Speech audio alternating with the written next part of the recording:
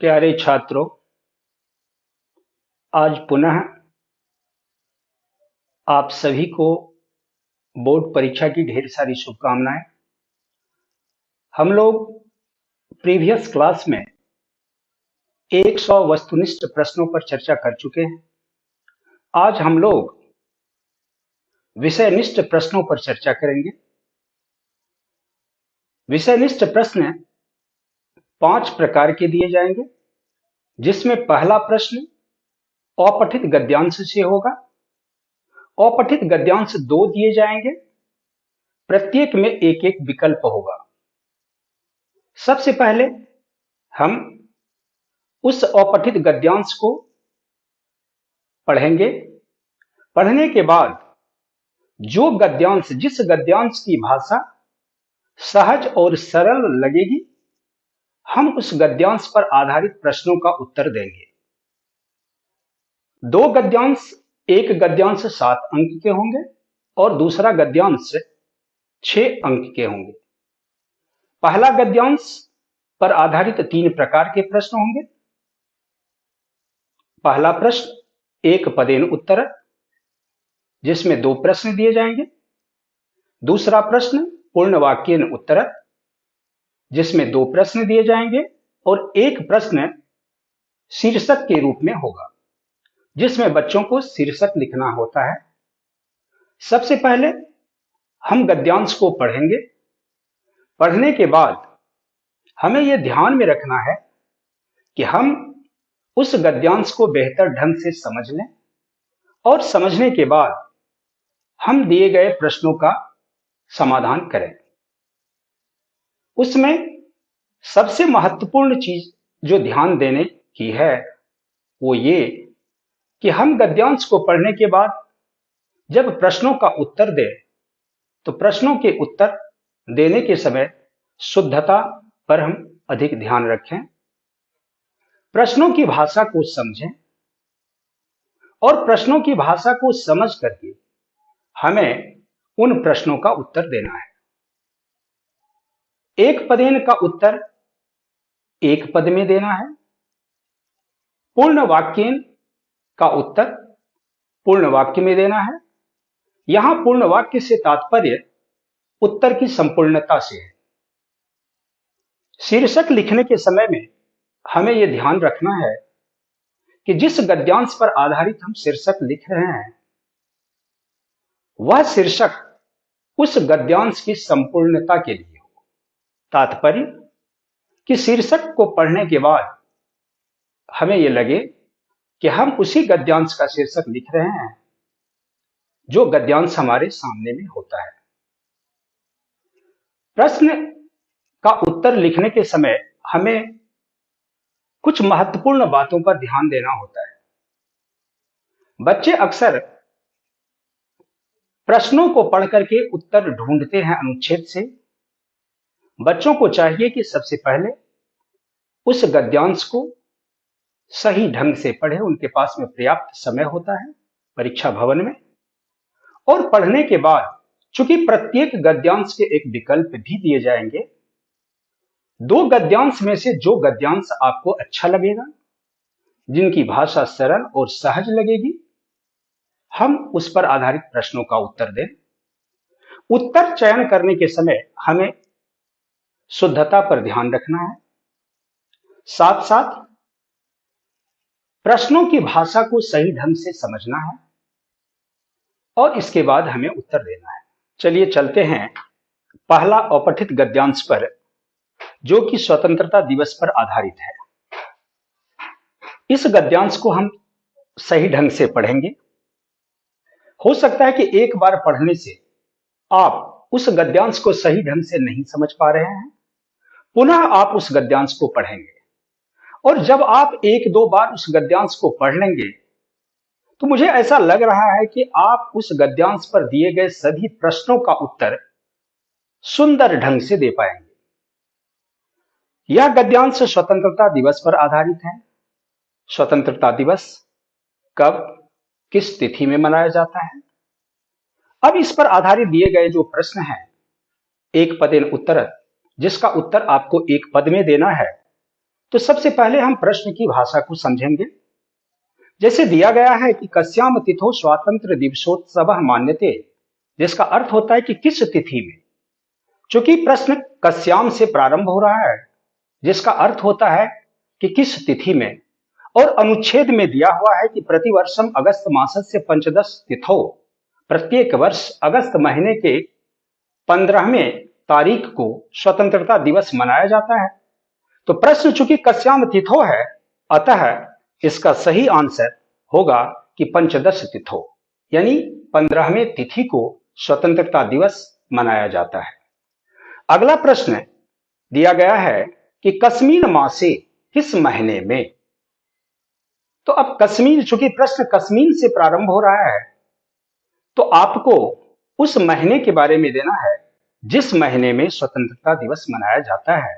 और जो अनुच्छेद में दिया हुआ है कि अगस्त मासस्य पंचदश तिथौ, अगस्त महीने की 15वें तारीख को, तो कस्मिन मासे तो अगस्त मासे या अगस्ती।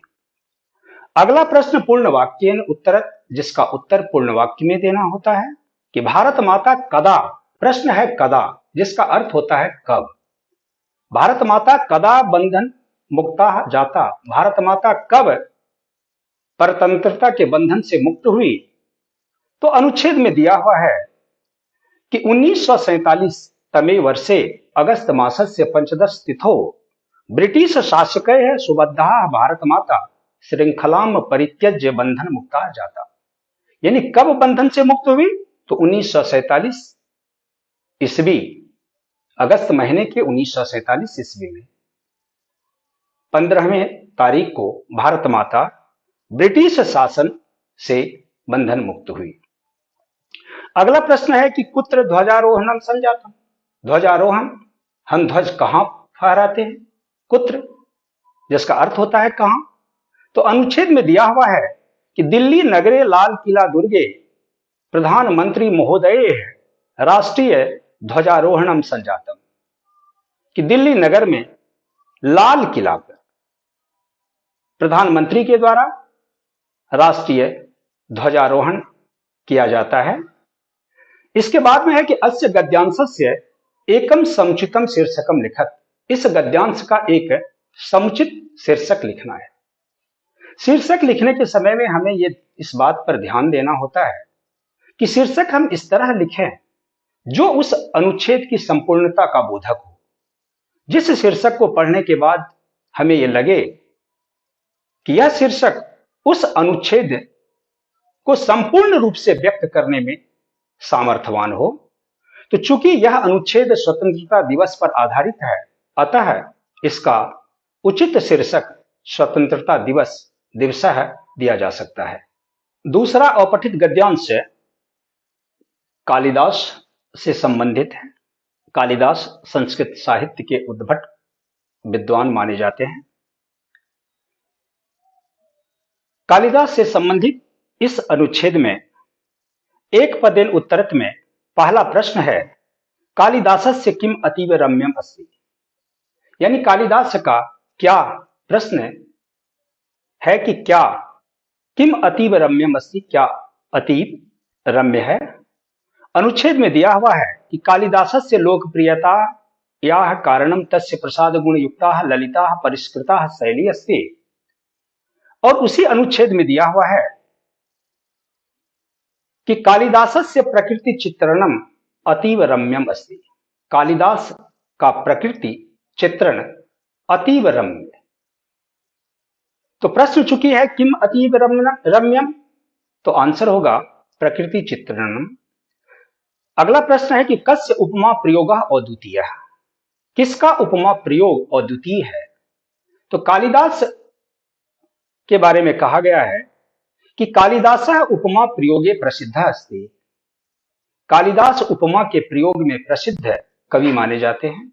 उपमा कालिदासस्य, अतः कस्य उपमा, कस्य का अर्थ होता है किसका, किम सर्वनाम का षष्ठी एक वचन में कस्य होता है। तो कालिदासस्य किसका उपमा, किसकी उपमा, तो कालिदास की उपमा। पूर्ण वाक्येन उत्तरत कालिदासस्य लोकप्रियतायाः किम कारणम अस्ति, कालिदास की लोकप्रियता का कारण क्या है। अनुच्छेद में दिया हुआ है कि कालिदासस्य लोकप्रियतायाः कारणं तस्य प्रसाद गुण युताः ललिताः परिष्कृताः शैली अस्ति। कालिदास की लोकप्रियता का कारण उनकी प्रसाद गुण से युक्त ललित और परिष्कृत शैली है। अगला प्रश्न है शब्द लाघवः कस्य परिचायकः अस्ति। शब्द लाघव किसका परिचायक है? तो चूंकि प्रश्न कस्य से किया गया है, अतः शब्द लाघवः कालिदासस्य कलात्मक रुचेः परिचायकः अस्ति। अस्य गद्यांशस्य एकम समुचितम शीर्षकम लिखत। इस गद्यांश का एक समुचित शीर्षक लिखने के लिए कहा जा रहा है। चूंकि अनुच्छेद कालिदास से संबंधित है, कालिदास की रचना से संबंधित है, कालिदास की शैली से संबंधित है, अतः महान कवि कालिदास या उपमा कालिदासस्य इसका सही शीर्षक लिखा जा सकता है। अगला अनुच्छेद रामायण पर आधारित है। रामायण लौकिक संस्कृत का प्रथम ग्रंथ माना जाता है। रामायण के रचनाकार महर्षि वाल्मीकि हैं। इस अनुच्छेद पर आधारित एक पदेन उत्तरत का पहला प्रश्न है कह आदि कवि आसीत। आदि कवि कौन था? प्रश्न कह से किया गया है, अतः इसका सही उत्तर जो अनुच्छेद में दिया हुआ है वाल्मीकि। कह आदि कवि आसीत, तो एक पद में इसका उत्तर होगा वाल्मीकि।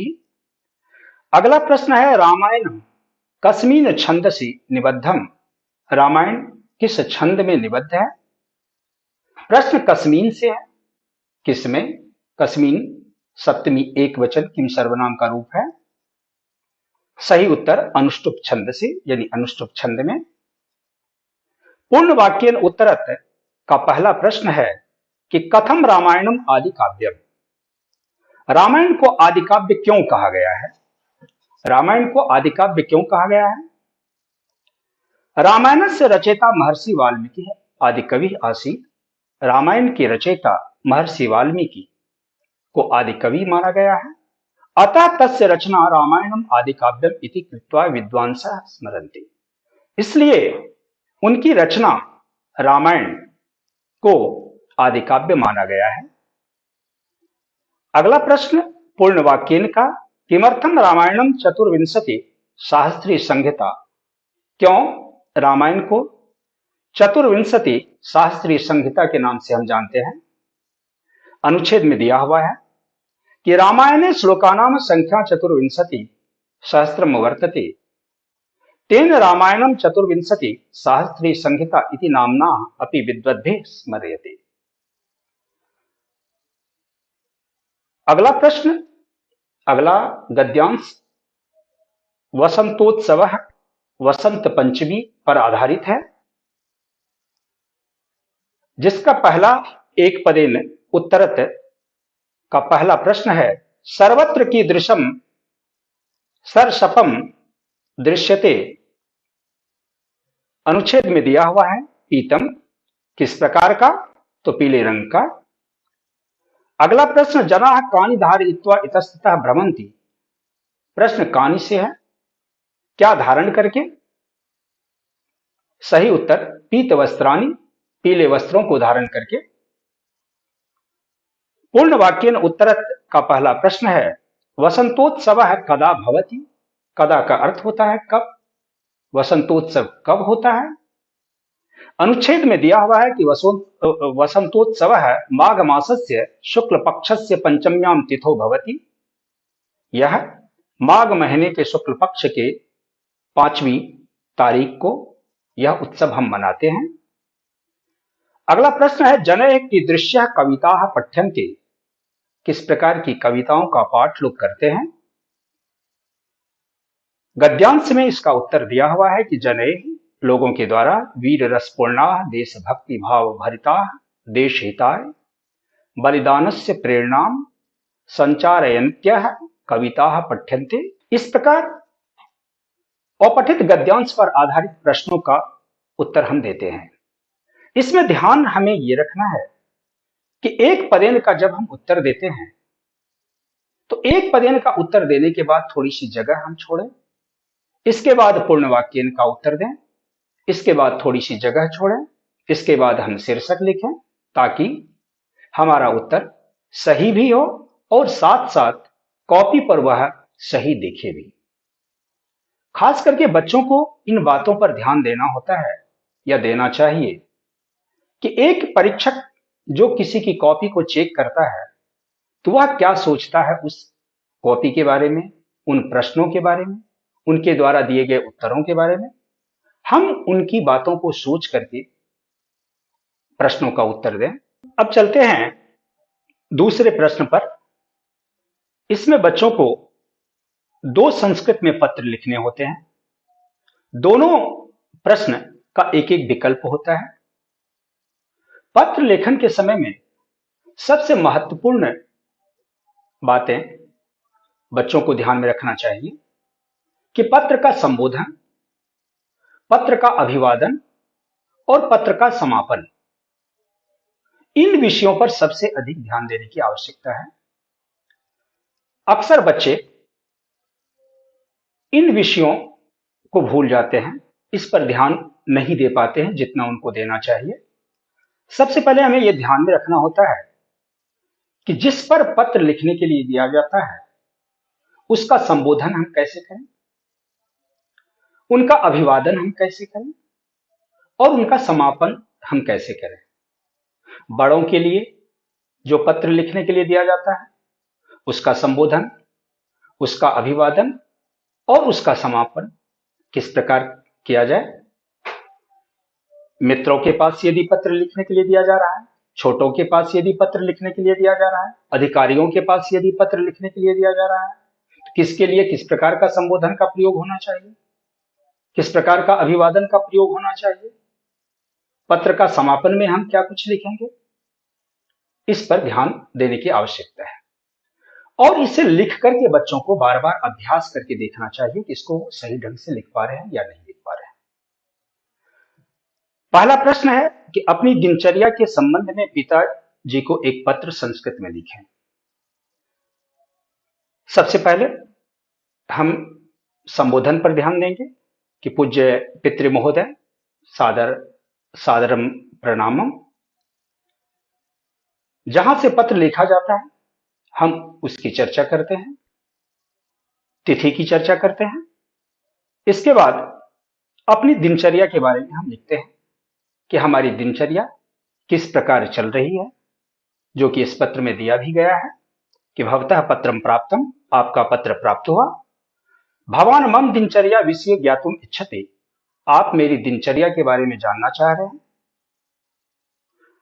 पितृवर्याः अद्यत्वे अहम समयस्य नियोजनं कृत्वा पठामि, आजकल मैं समय का नियोजन करके पढ़ता हूं। और इसके बाद संपूर्ण दिनचर्या की बात इस पत्र में की गई है। अंत में समापन के रूप में कि भवताम प्रियः पुत्रः, नीचे जो पत्र लिख रहा है वो अपना नाम लिखता है। तो पत्र लिखने के समय में हमें इन बातों पर ध्यान देनी चाहिए, खास करके शुद्धता पर, भाषा हमारी सरल हो, क्लिष्ट शब्दों के प्रयोग से हम बचें, पत्र के प्रारूप को हम समझें। चलते हैं अगले प्रश्न पर। प्रतियोगिता परीक्षा में अपने बड़े भाई की सफलता विषयक एक पत्र अपने मित्र को संस्कृत में लिखें। प्रिय मित्र, नमस्कारम, परीक्षा भवनतः। चूंकि आप परीक्षा भवन से ये पत्र लिख रहे हैं। अत्र कुशलम तत्रास्तु, यहाँ का सब कुशल मंगल है, वहां का भी सब कुशल मंगल होगा। अहम अधुना स्वभ्रातुः सफलतायाः वर्णनम कर्तुम इच्छामि। अहम अधुना, मैं आज अपने भाई की सफलता का वर्णन करना चाहता हूं। यह मम अग्रजस्य प्रतियोगिता परीक्षायाः परिणामः आगतः। कल मेरे बड़े भाई का परीक्षा परिणाम आया है। तस्य सफलता में ज्ञात्वा मम मनसि महती प्रसन्नता जाता। उनकी सफलता को जानकर के मेरे मन में काफी प्रसन्नता हुई है। तेन निश्चित रूपेण परिवारस्य समाजस्य च नाम उज्ज्वलीकृतम। उनके द्वारा निश्चय ही परिवार और समाज के नाम को उज्जवल किया गया है। अस्याम उज्जवल सफलतायाम, इस उज्जवल सफलता में अहम तस्मै हार्दिकम वर्धापनम यच्छामि, मैं उनको हार्दिक बधाई दे रहा हूँ। उज्जवल भविष्याय चौकाम्ये, और उज्जवल भविष्य की कामना करता हूँ। विस्तारेण पुनः लेखिष्यामि, विस्तार से मैं पुनः लिखूंगा। मातृपितृ चरणयोः प्रणामाः, माता पिता के चरण में मेरा सादर प्रणाम। तव मित्रम अनघः, आपका दोस्त अनघ। अगला प्रश्न, विद्यालय परिसर में वृक्षारोपण कार्यक्रम आयोजित करवाने के लिए विद्यालय प्रधान को एक आग्रह पत्र संस्कृत में लिखने के लिए दिया गया है। सबसे पहले, सेवायाम प्रधानाध्यापक महोदय, उच्च माध्यमिक विद्यालय फार्विसगंज नगरम, महाशय, सविनयं निवेदनम् अस्ति यत् अहं भवतः विद्यालये एकस्य वृक्षारोपण कार्यक्रमस्य आयोजनं कर्तुम् इच्छामि। मैं आपके विद्यालय में एक वृक्षारोपण कार्यक्रम का आयोजन करना चाहता हूं। वृक्षारोपणं स्वच्छ पर्यावरणाय आवश्यकम् अस्ति। वृक्षारोपण स्वच्छ पर्यावरण के लिए अति आवश्यक है। सर्वैः सम्यक् ज्ञातव्यं यत् पर्यावरणस्य रक्षणे अस्माकं रक्षणं भविष्यति। सभी को ये जान लेना चाहिए कि पर्यावरण की रक्षा से ही हमारी रक्षा है। पवनः शुद्धः भवेत्, हवा शुद्ध हो, तदर्थम प्रयत्न करणीय, इसके लिए हम सबों को प्रयत्न करना चाहिए। एतदर्थम स्थाने स्थाने वृक्षारोपणीय, इसके लिए जगह जगह वृक्षारोपण करना चाहिए। अतः विद्यालये अस्य कार्यक्रमस्य आयोजनं कर्तुं भवदाज्ञाम् इच्छामि, आपकी मैं आज्ञा चाहता हूं। कृपया शीघ्रम अनुमतिं ददातु भवान, कृपया हमें शीघ्र वृक्षारोपण कार्यक्रम के लिए अनुमति दें। प्रार्थी सौरभ, और दिनांक हम देते हैं। अगला प्रश्न, अल्पावकाश हेतु प्रधानाध्यापक को एक आवेदन पत्र संस्कृत में लिखने के लिए दिया गया है। सेवायाम प्रधानाध्यापक महोदय, +2 ली अकादमी फार्विसगंज नगरम, यहाँ हम विद्यालय का नाम लेंगे जिस विद्यालय से संबंधित बच्चे होते हैं। मान्यवर, सविनयं निवेदनम् अस्ति यत् अत्यावश्यक कार्यवशात् अहं गृहं गन्तुम् इच्छामि। अनिवार्य कार्य के कारण मैं घर जाना चाहता हूं। अतः मह्यम अल्पावकाशं प्रदाय कृतार्थयन्तु भवन्तः, आप हमें कृतार्थ करें, आप हमारे ऊपर में दया करें। अहं भवतः अतीव कृतज्ञः भविष्यामि, मैं इसके लिए आपका कृतज्ञ बना रहूंगा। भवदीय शिष्य आशीर्वादः, कक्षा हम देंगे, क्रमांक देंगे, और इधर हम दिनांक देंगे। अब चलते हैं तीसरे प्रश्न पर, जिसमें छात्रों को एक संस्कृत में अनुच्छेद लिखना होता है 7 वाक्यों में, जिसके लिए 5 या 6 विकल्प दिए जाते हैं। उसमें से सबसे ज्यादा ध्यान इस विषय पर छात्रों को रखना चाहिए कि आप एक बार पढ़ करके ये तय कर लें कि किस विषय पर आप बेहतर लिख सकते हैं, किस विषय पर आपकी भाषा सहज और सरल हो सकती है। अनुच्छेद लिखने के समय हमें यह ध्यान रखना है कि हम अनावश्यक कटिंग से बचें, हमारी भाषा संयमित हो, हमारी भाषा सरल हो, सहज हो और भाव स्पष्ट करने वाली हो। ऐसा लिखें कि उसमें उस अनुच्छेद का सब कुछ समाविष्ट हो। क्लिष्ट शब्दों के प्रयोग से बचें, शुद्धता पर ध्यान दें, और इस तरह 7 वाक्यों में एक सुंदर अनुच्छेद हम लिखें। इस मॉडल पेपर में 5 अनुच्छेद दिए गए हैं। पहला अनुच्छेद सरस्वती पूजा पर आधारित है। सरस्वती पूजा के बारे में 7 पंक्ति आपको लिखनी है। अगला अनुच्छेद डॉक्टर राजेंद्र प्रसाद पर है। राजेंद्र प्रसाद की जीवनी, राजेंद्र प्रसाद का आदर्श पर चर्चा की गई है। तीसरा अनुच्छेद रामायण पर है, जिसमें रामायण के बारे में हमें लिखना है। चौथा अनुच्छेद पर्यावरण संरक्षण पर है। पर्यावरण संरक्षण हमारे लिए क्यों आवश्यक है, पर्यावरण के बिगड़ने से किन किन परिस्थितियों का सामना हमें करना पड़ सकता है, इस पर आधारित है। अगला अनुच्छेद संस्कृत संस्कृतस्य महत्वम, संस्कृत के महत्व के बारे में बताना है कि संस्कृत हमारे लिए क्या है, संस्कृत की महत्ता कितनी है।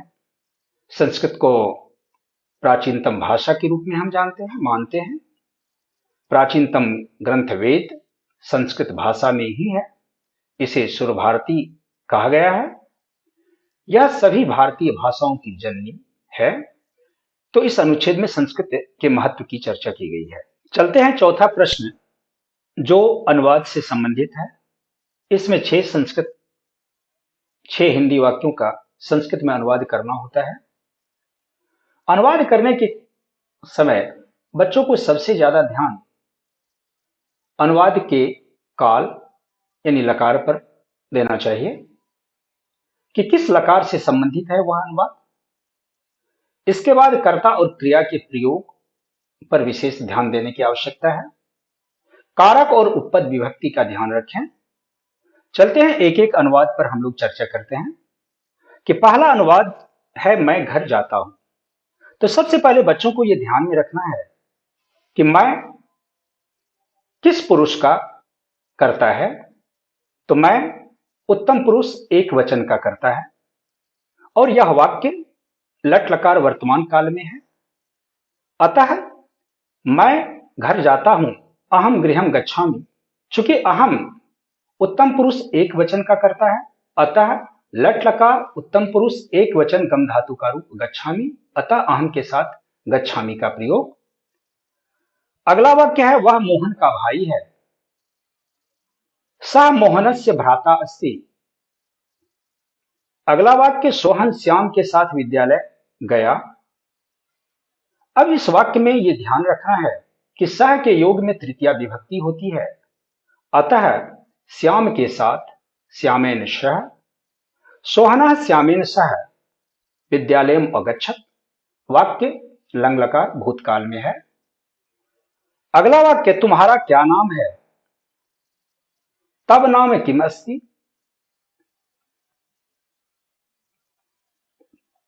अगला वाक्य नदी में मछलियां तैरती हैं। नदी में, नदी शब्द का सप्तमी एक वचन नद्याम होता है।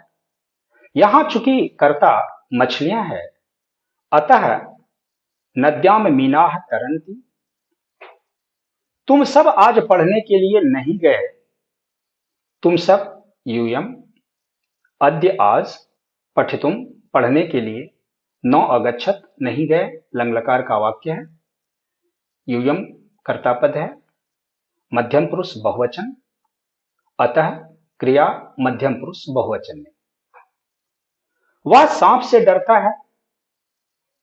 भयार्थे पंचमी, भय के योग में पंचमी विभक्ति। सह सर्पात बिभेति, वह सांप से डरता है। संस्कृत देवभाषा है। संस्कृतम देवभाषा अस्ति।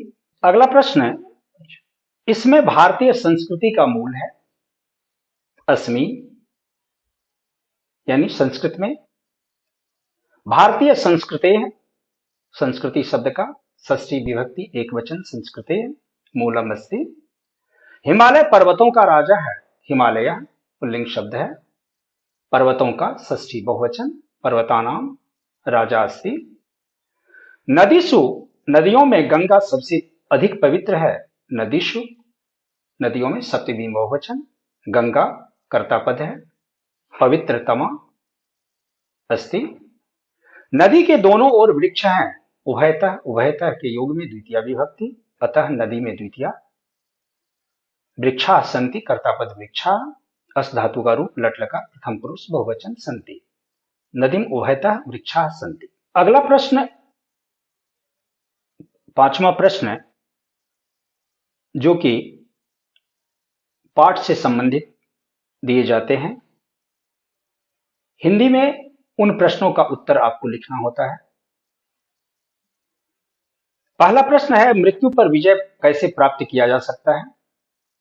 मंगलम पाठ पर आधारित है यह प्रश्न। ऋषियों का मानना है कि ईश्वर ही प्रकाश का पुंज है।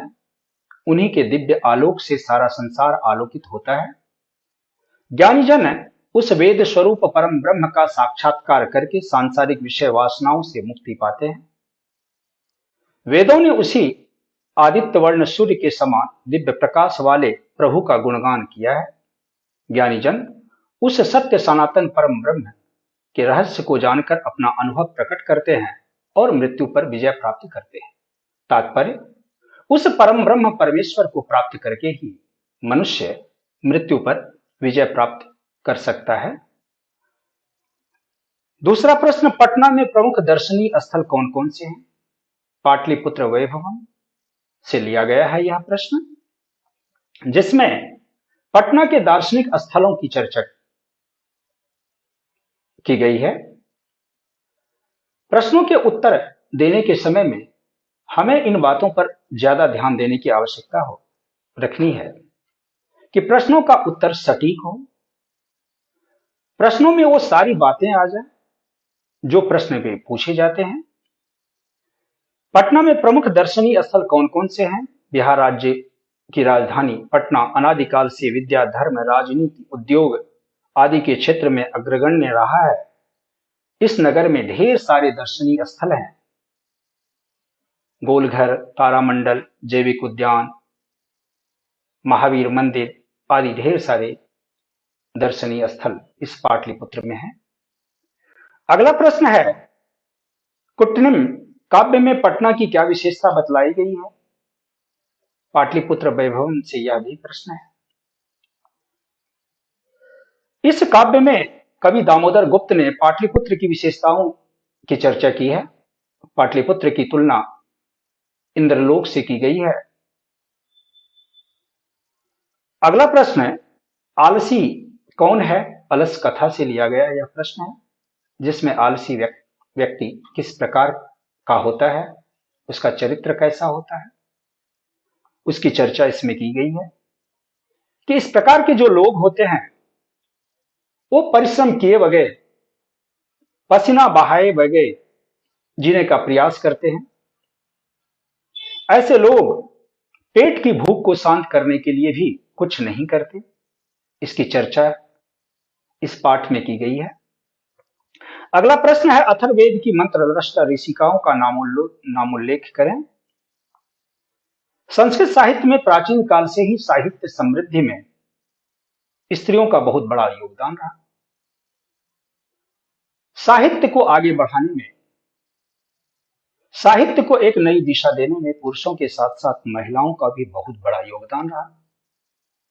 वैदिक काल के आरंभ से ही शास्त्रों तथा काव्यों की रचना एवं रक्षा करने में पुरुष के समान स्त्रियां भी सहयोगिनी रही है। वैदिक युग में ऋषि एवं ऋषि पत्नी दोनों ही मंत्रों की रचना करते थे। ऋग्वेद में 24 और अथर्ववेद में 5 ऋषि पत्नियां उल्लिखित हैं, यथा जैसे यमी, अपाला, उर्वशी, इंद्राणी, वागंभृणी आदि। अगला प्रश्न है, बृहदारण्यकोपनिषद में क्या वर्णित है? याज्ञवल्क्य संस्कृत के महान एवं उद्भट विद्वान थे, जिनकी चर्चा बृहदारण्यकोपनिषद में की गई है। याज्ञवल्क्य की पत्नी थी मैत्रेयी, जो बहुत बड़ी विदुषी थी और वह दर्शन शास्त्र में गहरी अभिरुचि भी रखती थी, जिन्हें याज्ञवल्क्य आत्म तत्व की शिक्षा देते थे।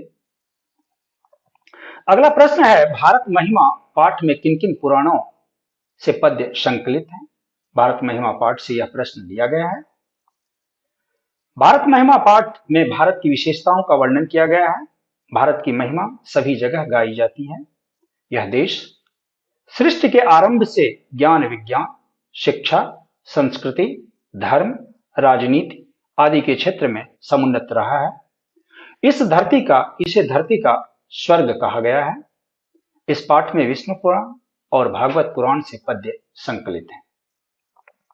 अगला प्रश्न है, समावर्तन संस्कार का उद्देश्य क्या है? भारतीय संस्काराः से यह प्रश्न लिया गया है, जिसमें संस्कारों की चर्चा की गई है। समावर्तन संस्कार का उद्देश्य शिष्य को गुरु के घर का त्याग करके गृहस्थ जीवन में प्रवेश होता है। शिक्षा समाप्ति के बाद गुरु शिष्य को उपदेश देकर घर भेजते हैं। उपदेश में प्रायः मानव धर्म की शिक्षा दी जाती है, जैसे सत्य बोलो, धर्मानुकूल आचरण करो, स्वाध्याय में आलस्य मत करो आदि। अगला प्रश्न है जो कि कर्मवीर कथा से लिया गया है कि भीखन टोला गांव को देखने आए शिक्षक की क्या विशेषता थी, जिसके बारे में कहा गया है कि भीखन टोला गांव को देखने आए शिक्षक एक नवीन विचार वाले तथा सामाजिक समरसता के पक्षधर थे। उनके अंदर ऊंच नीच की कोई भावना नहीं थी। उनमें प्रतिभा को पहचानने की अद्भुत शक्ति और अद्भुत दृष्टि थी। यही कारण था कि भीखन टोला देखने आए उस शिक्षक ने खेल में मग्न एक प्रतिभा संपन्न दलित बालक को देखकर उसे पहचाना और उसे नई दिशा प्रदान की। अगला प्रश्न है, स्वामी दयानंद ने समाज की किन कुरीतियों को दूर करने का प्रयास किया? स्वामी दयानंद आधुनिक भारत के महान समाज सुधारक माने जाते हैं। उन्होंने समाज के उन कुरीतियों का विरोध किया तथा राष्ट्रीयता के महत्व से लोगों को अवगत कराया। दयानंद ने जातीय भेदभाव की विषमता, छुआछूत, धार्मिक आडंबर, स्त्रियों की अशिक्षा, समाज में विधवाओं की दुर्गति, अशिक्षा आदि कुरीतियों को दूर करने का महान प्रयास किया, जिसके लिए उसे हमेशा याद किया जाएगा। अगला प्रश्न जो मंदाकिनी वर्णन से है कि राम ने सीता को किन किन संबोधनों से संबोधित किया? जब भगवान राम सीता के साथ चित्रकूट पहुंचते हैं, वहां मंदाकिनी की शोभा को देख करके आकर्षित होते हैं और विभिन्न संबोधनों से सीता को संबोधित करते हैं, जिसमें हे सीते, हे प्रिय, हे विशालाक्षी, हे तनुमध्य में, हे कल्याणी, हे शोभने जैसे संबोधनों से संबोधित करते हुए मंदाकिनी की सुंदरता का वर्णन भगवान राम सीता से कर रहे हैं। अगला प्रश्न व्याघ्रपथिक कथा से लिया गया है। इसमें कहा गया है कि व्याघ्रपथिक कथा पाठ से हमें क्या शिक्षा मिलती है? नारायण पंडित द्वारा रचित व्याघ्रपथिक कथा एक नीतिपरक और आदर्शपरक कथा है। इस कथा से हमें यही शिक्षा मिलती है कि लोभ पाप का कारण होता है। लोभा पापस्य कारणम। लोभ के कारण हमें अपनी जान को जोखिम में नहीं डालना चाहिए।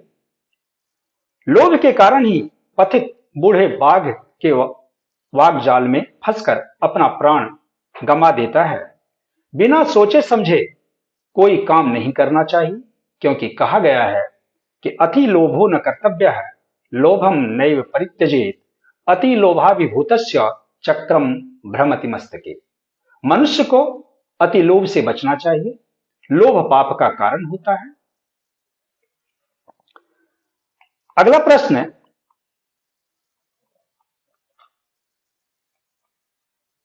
पठित पाठ के आधार पर इंद्र का चरित्र चित्रण संक्षेप में करें। अर्जुन इंद्र का पुत्र था। इंद्र ने अपने पुत्र की सहायता के लिए कपटपूर्वक कवच कुंडल दान में ले लिया। पुत्र प्रेम में इंद्र अपने कर्म पथ से वंचित हो जाते हैं। देवताओं के अधिपति स्वयं याचक बनकर अपने पुत्र की रक्षार्थ छल और प्रपंच का सहारा लेते हैं। कर्ण ने इंद्र के छल और प्रपंच को जानते हुए अपनी दानवीरता की रक्षा के लिए अपना कवच और कुंडल शरीर से उतारकर ब्राह्मण वेशधारी इंद्र को देता है और अपने आप को ब्रह्मांड का दानवीर सिद्ध करता है। अगला प्रश्न है विश्व शांति से कि अशांति का प्रमुख कारण क्या है? अशांति का प्रमुख कारण द्वेष और असहिष्णुता है। आज हर देश दूसरे देश की उन्नति को देख करके दुखित होता है, ईर्ष्या की अग्नि में जल रहा है, उसकी उन्नति को नष्ट करने के लिए छल और प्रपंच का सहारा ले रहा है। आयुधों की होड़ में आज मानवता नष्ट होती जा रही है। निर्वैर से ही शांति की कल्पना की जा सकती है। महात्मा बुद्ध ने कहा है कि वैर से वैर को नहीं मिटाया जा सकता है, अतः परोपकार, सहिष्णुता आदि को धारण करके ही अशांति को दूर किया जा सकता है और शांति स्थापित की जा सकती है। अगला प्रश्न है, शास्त्र कितने प्रकार के हैं? शास्त्रकाराः पाठ से यह प्रश्न लिया गया है। उनके बारे में लिखने के लिए कहा जा रहा है, उनके नाम लिखें। प्राचीन भारत में विज्ञान की विभिन्न शाखाओं के शास्त्रों की स्थापना हुई है। आयुर्वेद में चरक संहिता, शस्त्रोक्त संहिता के शास्त्रकार नाम से ही प्रसिद्ध हैं। वहीं रसायन विज्ञान और भौतिक विज्ञान अंतर्भूत हैं। ज्योतिष शास्त्र में खगोल विज्ञान, गणित आदि हैं। आर्यभट्ट का ग्रंथ आर्यभट्टी प्रसिद्ध है। वराहमिहिर का बृहत संहिता विशाल ग्रंथ है, जहां अनेक विषय समन्वित हैं। कृषि विज्ञान पराशर के द्वारा रचा गया है। प्राचीन भारत का गौरव सर्वथा समृद्ध है। अगला प्रश्न, वेदांग कितने हैं? उनके नाम लिखें। वेदांग 6 हैं। शिक्षा, कल्प, व्याकरण, निरुक्त, छंद और ज्योतिष। शिक्षा से उच्चारण का सही ज्ञान मिलता है। उच्चारण ज्ञान के लिए पाणिनि द्वारा लिखित ग्रंथ है। कर्मकांड ग्रंथ को कल्प कहते हैं। यह सूत्रात्मक होता है। इसके रचयिता बोधायन, भारद्वाज, गौतम तथा वशिष्ठ आदि ऋषि हैं। पाणिनि रचित व्याकरण अति प्रसिद्ध है। निरुक्त वेद का अर्थ का बोध कराता है। इसके रचयिता यास्क है। छंद शास्त्र पिंगल रचित ग्रंथ है। लगध ने वेदांग ज्योतिष की रचना कर ज्योतिष शास्त्र का श्री गणेश किया। इस तरह से हम हर एक प्रश्न का उत्तर लिखने के समय ये ध्यान रखें कि उसमें सरलता भी हो, सहजता भी हो, भाषा की स्पष्टता हो तथा संपूर्णता हो।